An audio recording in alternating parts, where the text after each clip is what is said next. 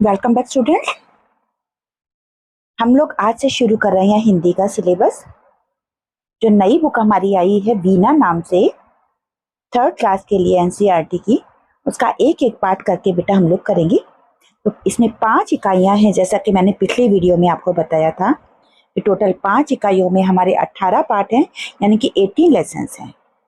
तो पहली इकाई जो है इसका नाम है हमारा पर्यावरण।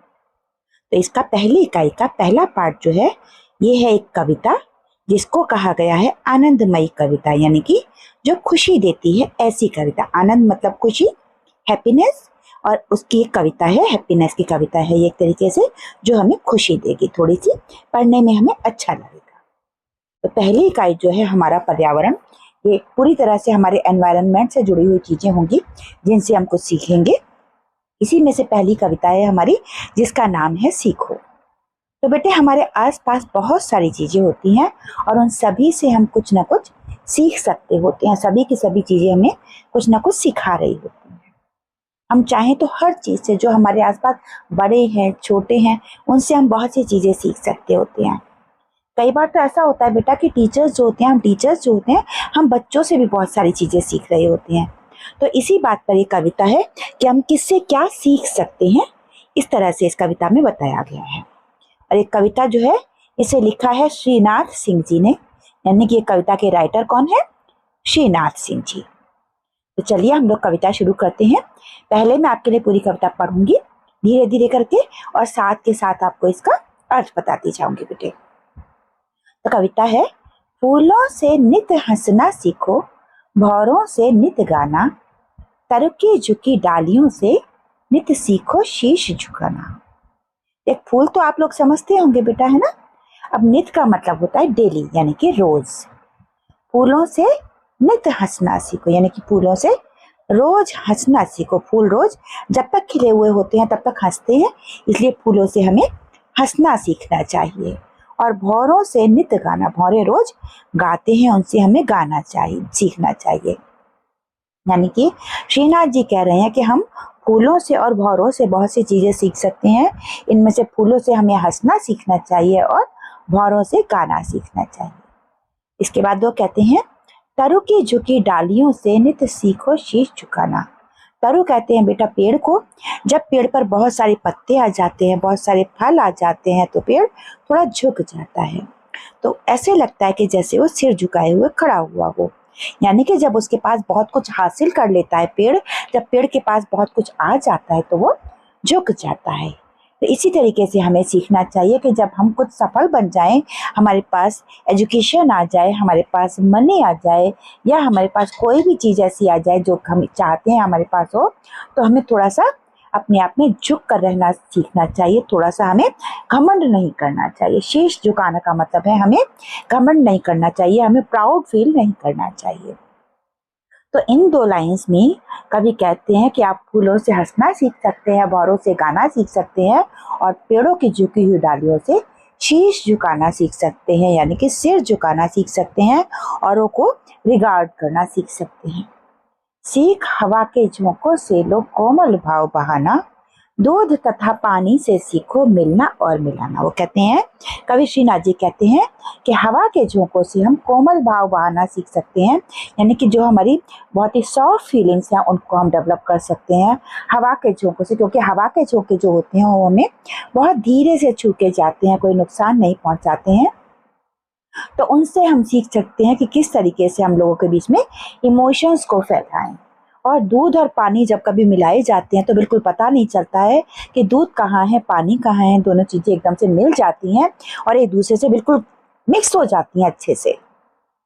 तो दूध और पानी से हम लोग मिलना और मिलाना सीख सकते हैं, यानी कि किसी के साथ मिलें तो ऐसे मिल जाएं कि हम उससे बिल्कुल डिफरेंट ना रहें, इंडिफरेंट ना रहें, बिल्कुल भी हम हो जाएं और बिल्कुल उसके जैसा बन जाएं। यानी कि जिसके साथ दोस्त बने उसके साथ मिल करके बिल्कुल उसकी जैसे बन जाएं, जिसके साथ रिश्ते बने उसके साथ बिल्कुल उसके जैसे बन जाएं। आगे वो कहते हैं, सूरज की किरणों से सीखो जगना और जगाना, लता और पेड़ों से सीखो सबको गले लगाना। सूरज की किरणों से जगना जगाना सीखो, यानी कि सूरज की किरणें सबसे पहले जागती हैं सुबह सुबह और फिर सबको जगाती हैं। तो ये काम हम सूरज की किरणों से सीख सकते हैं कि जागें और सबको जगाना सीखें। और लता और पेड़ों से सीखें सबको गले लगाना। लताएं जो होती हैं बेटा, जिन्हें क्रीपर्स कहते हैं, पेड़ों पर जो बेल फैली हुई होती हैं, उनसे और पेड़ों से हम सीख सकते हैं सबको गले लगाना, क्योंकि वो सबको अपने गले से लगा लेती हैं। कोई बेल फैली हुई होती है बेटा पेड़ों में, तो ऐसा लगता है कि जैसे उसने पेड़ को या क्यारी को गले लगाया हुआ हो, तो उससे हम लोग गले लगाना सबको सीख सकते हैं। आगे वो कहते हैं, दीपक से सीखो जितना हो सके अंधेरा हरना, यानी कि और पृथ्वी से सीखो प्राणी की सच्ची सेवा करना। वो कहते हैं, कवि कहते हैं कि दीपक से, दीपक यानी कि जो दिया होता है, उससे सीखो। बेशक वो छोटा सा है, लेकिन तब भी वो जितना हटा सकता होता है उतना अंधेरा हटा रहा होता है। तो हम ये दीपक से सीख सकते हैं कि जितना हो सकता है हम उतना अंधेरा हटाएं, यानी कि जितनी परेशानियां किसी की हम दूर कर सकते हैं उतनी परेशानियां दूर करें, जितनी किसी की मदद कर सकते हैं उतनी मदद करें। और साथ ही पृथ्वी से सीखो प्राणी की सच्ची सेवा करना। पृथ्वी से हम प्राणी की सच्ची सेवा करना सीख सकते हैं, क्योंकि देखिए पृथ्वी यानी कि हमारी अर्थ जो है, ये हमारी सच्ची सेवा करती है, हम सबको बहुत अच्छे से संभालती है, हम सबको बहुत प्यार से रखती है, हम सब यहीं पर जिंदा रह पाते हैं। तो हम ये पृथ्वी से सीख सकते हैं कि किसी की सच्ची सेवा कैसे की जाती है, किसी की अच्छी तरह से देखभाल कैसे की जाती है। आगे वो कहते हैं, जलधारा से सीखो आगे जीवन पथ में बढ़ना, और धुएं से सीखो हरदम ऊंचे ही पर चढ़ना। बेटा अगर आपने कभी पानी का बहाव देखा हो, कहीं पानी का फ्लो देखा हो, तो पानी हमेशा आगे आगे ही बढ़ता है, हमेशा पानी जो है आगे की तरफ बढ़ता चला जाता है। तो पानी से हम हमेशा आगे आगे बढ़ना सीख सकते हैं। और धुआं अगर आपने कभी देखा हो, तो धुआं हमेशा ऊंचाई की तरफ ही जाता है। तो धुएं से हम ऊंचा और ऊंचा और ऊंचा जाना सीख सकते हैं, ऊंचा ऊंचा चढ़ना सीख सकते हैं, यानी कि जल धारा से, कभी कहते हैं पानी की धारा से हम सीख सकते हैं कि हमें जीवन में आगे कैसे बढ़ना है। और धुएं से हम सीख सकते हैं कि कैसे हमें जहाँ पर है यहाँ से ऊंचाई पर कैसे जाना है, ये हम धुएं से सीख सकते हैं। तो ये थी आपकी कविता बेटा सीखो। इसको एक बार मैं आपके लिए पूरी कविता पढ़ देती हूँ। फूलों से नित हंसना सीखो, भौरों से नित गाना, तरुकी झुकी डालियों से नित सीखो शीश झुकाना। सीख हवा के झोंकों से लो कोमल भाव बहाना, दूध तथा पानी से सीखो मिलना और मिलाना। सूरज की किरणों से सीखो जगना और जगाना, लता और पेड़ों से सीखो सबको गले लगाना। दीपक से सीखो जितना हो सके अंधेरा हरना, पृथ्वी से सीखो प्राणी की सच्ची सेवा करना।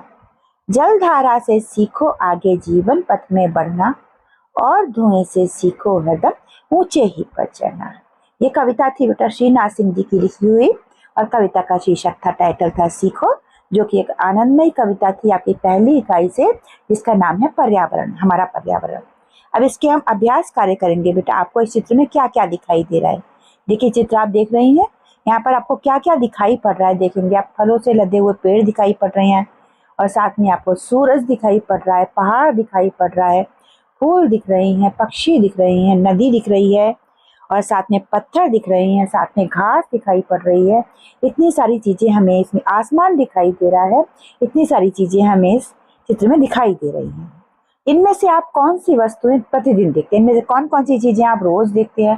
देखिए रोज हम सूरज देखते हैं, रोज हम पेड़ देखते हैं, रोज हम घास देखते हैं, पत्थर देखते हैं, कई बार हम लोग रोज नदी भी देख रही होती है कुछ जगह के लोग, आसमान हम रोज देखते हैं, पक्षियों को भी हम रोज देखते हैं, है ना।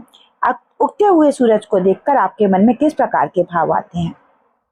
वैसे तो इसका आंसर आपने अपने आप लिखना चाहिए, लेकिन फिर भी मैं आपको बता रही हूँ कि उगते हुए सूरज को देखकर के मेरे मन में क्या भाव आते हैं, वो मैं आपको बता रही हूँ। उसके हिसाब से आप लोग भी लिख सकते हैं। उगते हुए सूरज को देख करके पहली बात तो मुझे बहुत खुशी होती है कि चलिए एक नया दिन शुरू हुआ, मैं नए सिरे से शुरुआत कर सकती हूँ किसी काम की। और साथ में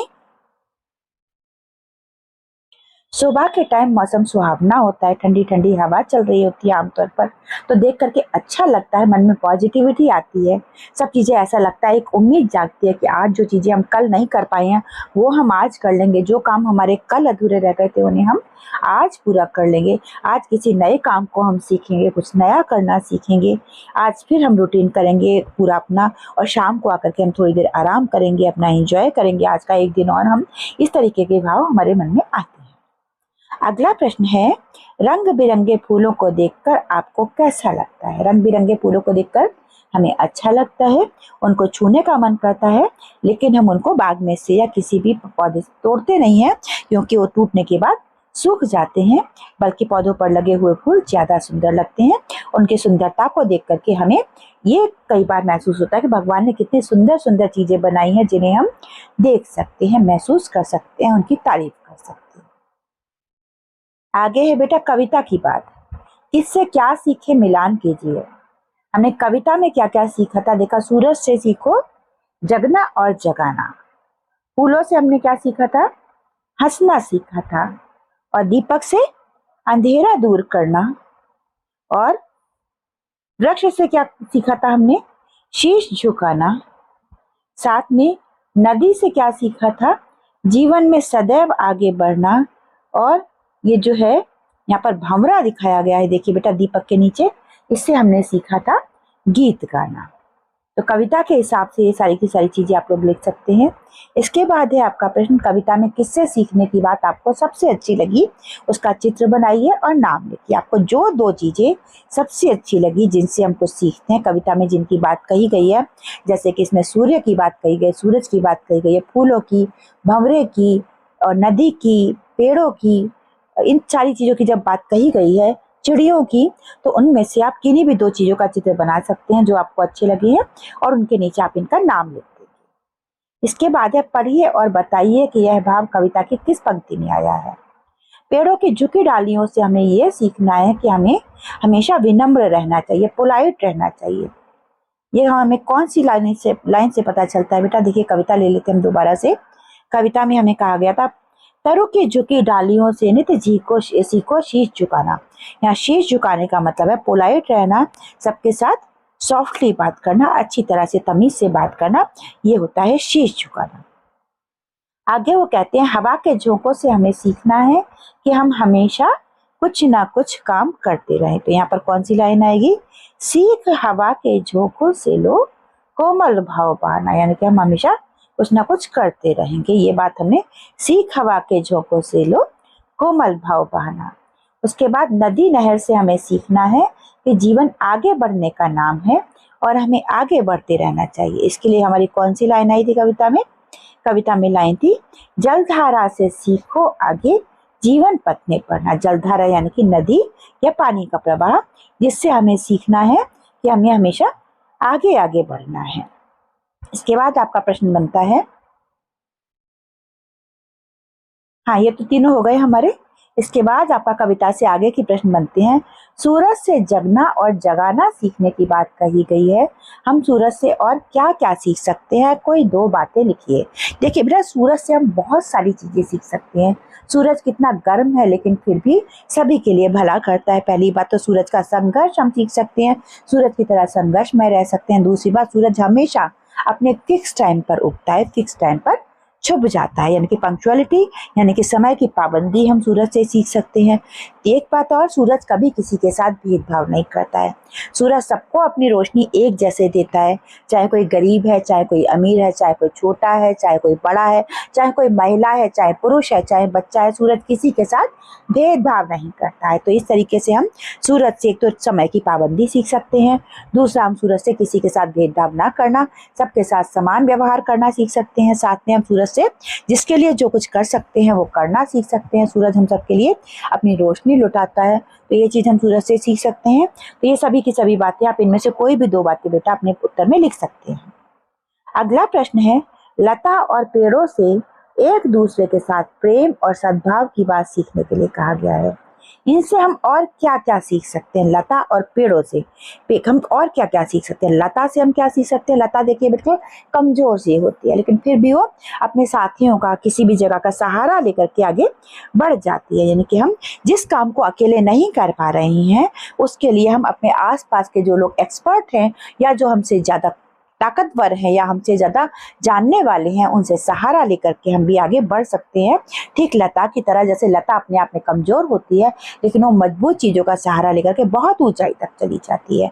ऐसे ही हम लोग लता से सीख सकते हैं कि अगर हम किसी काम में एक्सपर्ट नहीं है, तो उस काम के एक्सपर्ट से हम लोग सहारा लें, उनसे मदद लें, उनसे रिक्वेस्ट करें कि वो हमें वो काम सिखाएं, और इस तरीके से हम भी उस काम के एक्सपर्ट बन सकते हैं।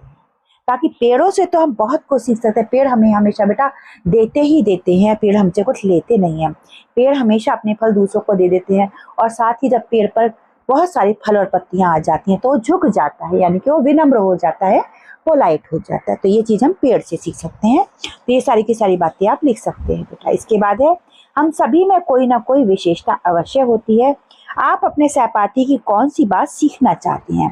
बेटा आपकी क्लास में आपके क्लासमेट्स होंगे, उनकी आप देखिए, ऑब्जर्व कीजिए। हर बच्चे में बेटा कुछ ना कुछ अच्छी चीज़ें ज़रूर होती हैं। कोई भी इंसान हमेशा अच्छा या हमेशा बुरा नहीं होता है।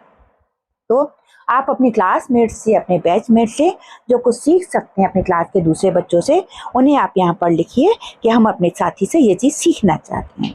हो सकता है आपकी क्लास में कोई बच्चा बहुत फ्रेंडली हो, बहुत हेल्पफुल हो, कोई बच्चा ऐसा हो कि जो बहुत ज़्यादा ओबीडियंट हो, सबकी बात मानता हो, कोई बच्चा बहुत साफ सुथरा हो, कोई बच्चा पेट्स को बहुत प्यार करता हो, कोई बच्चा पौधों का बहुत ध्यान रखता हो, या कोई बच्चा सबकी मदद करता हो, या कोई बच्चा बहुत ही मेरिटोरियस हो, पढ़ने में बहुत अच्छा हो, कोई बच्चा बहुत पंक्चुअल हो।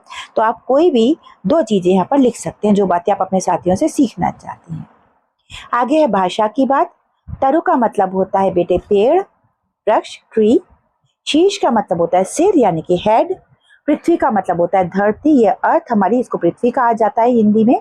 हरना मतलब दूर कर देना, हटा देना, हमारे पास से किसी चीज को, इस परेशानी को हटा देना, दूर कर देना। पथ का मतलब है रास्ता या मार्ग। ऊपर दी गई सूची को ध्यान से पढ़िए, इनमें से कोई 2 शब्द लेकर वाक्य बनाइए। इनमें से कोई 2 शब्द लेकर आपको वाक्य बनाने हैं। तो बेटा जब वाक्य बनाने की बात कही जाती है तो अर्थ से वाक्य कभी भी नहीं बनाते हैं, ये बात आपको ध्यान रखनी है। हमेशा वाक्य जो बनाया जाता है, जो शब्द दिया गया होता है, नया शब्द दिया गया होता है, उससे वाक्य बनाते हैं। तो तरु हमें बहुत सी चीजें देते हैं। तरु से हमें जो है क्या कि फल मिलते हैं, सब्जियां मिलती हैं, बहुत सारी दवाइयाँ मिलती हैं। तरु हमेशा जब समृद्ध हो जाते हैं तो अपना शीश झुका लेते हैं। शीश तो हमारे बलिदानी योद्धाओं ने अपने देश की रक्षा के लिए शीश कटा दिए।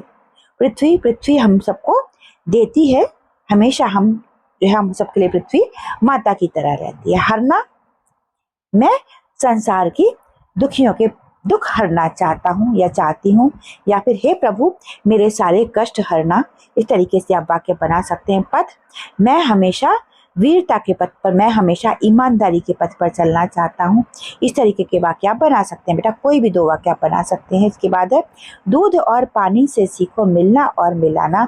रेखा के शब्दों के समान कुछ और शब्द बनाइए। हंसना और हंसाना, खाना और खिलाना, इसके जैसे शब्द बनेंगे बेटा। पीना और पिलाना, जाना और बुलाना, साथ में और कहना और कहलवाना, और रोना रुलाना, और साथ में सोना सुलाना। इस तरीके से आप बहुत सारे शब्द बेटे बना सकते हैं। इसके बाद है, स और प वर्ण से प्रारंभ होने वाले शब्दों को कविता में से खोज कर निकालिए। पहले हम स वर्ण के शब्द निकालेंगे, स से शुरू होने वाले वर्ण निकालेंगे। स से है सीखो, उसके बाद है सीखो ही है, उसके बाद देखिए आगे आता है सूरज, सूरज के बाद आता है सूरज के बाद देखिए कुछ भी, सच्ची, सच्ची के बाद आता है बस, सच्ची के बाद बस यही आते हैं बेटा सा से। और दूसरा वर्ड क्या कहा था आपको, सा से हमने देखा ये 3 लेटर हमें मिले। इसके बाद कहता है पानी, पा से जो शब्द हमें मिलेंगे उनको हम लिखेंगे पा से। देखिए पा के लिए हम लोग ढूंढेंगे दूध तथा पानी, पानी तो हो गया। पानी के बाद पेड़, पेड़ भी पा से शुरू हो रहा है। उसके बाद पृथ्वी भी पा से शुरू हो रहा है बेटा, और पथ भी पा से शुरू हो रहा है। तो इन सबको हम यहाँ पर लिख सकते हैं, ये सारे के सारे शब्द पा से शुरू हो रहे हैं। तो ये आपका अभ्यास कार्य हो गया बेटा।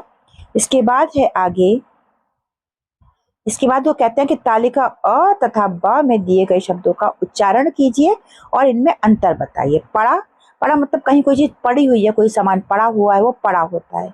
पढ़ा मीन सोचिए मैंने किसी चीज को रीड किया, मैंने उस चीज को पढ़ लिया, मैंने रीड किया, स्टडी किया, वो होता है पढ़ा। अगला है बड़ा, बड़ा मतलब कि लार्ज, कोई चीज आकार में बड़ी है या साइज में बड़ी है, और बढ़ा मतलब आगे बढ़ गया, कोई मूव कर गया। अड़ना, अड़ना का मतलब किसी जगह पर जिद करके खड़े हो जाना, टिक कर खड़े हो जाना। बढ़ना मतलब आगे जाना। उड़ना का मतलब उड़ना, फ्लाई करना, और पढ़ना का मतलब स्टडी करना। कढ़ाई कहते हैं सख्ती के लिए, स्ट्रिक्टनेस के लिए कढ़ाई शब्द होता है। और कढ़ाई जो होती है वो कपड़े पर और कागज़ पर की जाती है बेटा। कढ़ाई यानी कि एम्ब्रॉयडरी होता है, साथ में कढ़ाई एक बर्तन भी होता है। आपकी मम्मी बेटा किचन में जब खाना वाना बनाती होंगी तो पूरियाँ जिसमें तलती हैं वो कढ़ाई होती है, गोल गोल होती है बेटा बर्तन, उसमें दोनों तरफ कान जैसे बने होते हैं, उसे कढ़ाई कहते हैं। अगला है लड़ाई। लड़ाई मिश्र से फाइटिंग, आप समझते ही हैं। और चढ़ाई मतलब किसी जगह पर चढ़ना, किसी जगह पर ऊंचे ऊंचे जाना चढ़ाई कहलाती है। आगे है पहेलियां दी गई हैं आपको। एक फूल एक फल है भाई, दोनों मिलकर बने मिठाई। ये आपको वैसे तो अपने आप करना चाहिए, लेकिन फिर भी मैं आपको बता रही हूँ। फूल है गुलाब और फल है जामुन, दोनों मिलकर के बन गए गुलाब जामुन। आगे बिना बाल की पूंछ लिए वह भाग रहा है, जब सोते वह रात रात भर जाग रहा है। काट काट कर कागज कपड़े खुश होता है, और धरातल के नीचे घर में सोता है। ये बेटा पहेली है, इसको आप लोगों ने इसका आंसर लिखना है बेटा। आप लोग मुझे कमेंट सेक्शन में बताएंगे इसका उत्तर, इसका मतलब क्या। बिना बाल की पूंछ लिए वो भाग रहा है, इसकी पूंछ पर कोई बाल नहीं है। सोते सोते रात रात वो सब सोते हैं, वो रात भर जाग रहा होता है। और काट काट कर कागज कपड़े खुश होता है, वो कागज कपड़े काटता है और खुश होता है। और धरातल के नीचे घर में सोता है। कौन है इसके बारे में आप बताएंगे बेटा। इसके बाद है आइए पाठ में पढ़ी गई कविता को हम सब मिलकर गाएं। तो आप सबको ये कविता गानी है, तो आप मेरे साथ भी बेटा एक बार गा सकते हैं यहाँ पर। और आपकी क्लास में भी आपकी टीचर आपको गाने के लिए बोलेंगी, तो आप लोग मेरे साथ साथ यहाँ पर बोल सकते हैं बेटा। मैं भी बोल रही हूँ तो आप भी साथ में बोलिए। फूलों से नित हंसना सीखो, भौरों से नित गाना, तर की झुकी डालियों से नित सीखो शीश झुकाना। सीख हवा के झोंकों से लो कोमल भाव बहाना, दूध तथा पानी से सीखो मिलना और मिलाना। सूरज की किरणों से सीखो जगना और जगाना, लता और पेड़ों से सीखो सबको गले लगाना। दीपक से सीखो जितना हो सके अंधेरा हरना, पृथ्वी से सीखो प्राणी की सच्ची सेवा करना। जलधारा से सीखो आगे जीवन पथ में बढ़ना, और धुएं से सीखो हरदम ऊंचे ही पर चढ़ना। तो ये कविता थी श्रीनाथ सिंह जी की, जो कि आज हमने पढ़ी। कविता का नाम था सीखो, और ये इकाई 1 की पहली कविता थी। कविता जो है ये हमारी वीणा नाम की किताब से ली गई है बेटा, एनसीईआरटी की, जो कि अब नए सिलेबस में 3rd क्लास में शामिल हुई है बेटा। तो चैनल बेटे आपने अभी तक सब्सक्राइब नहीं किया है तो आप कर लीजिए, क्योंकि आपका पूरा का पूरा सिलेबस आपको यहाँ पर मिलेगा। और आपके स्टडीज़ के लिए आपको बहुत सारी शुभकामनाएं बेटे। Have a great day ahead. जय हिंद, जय भारत।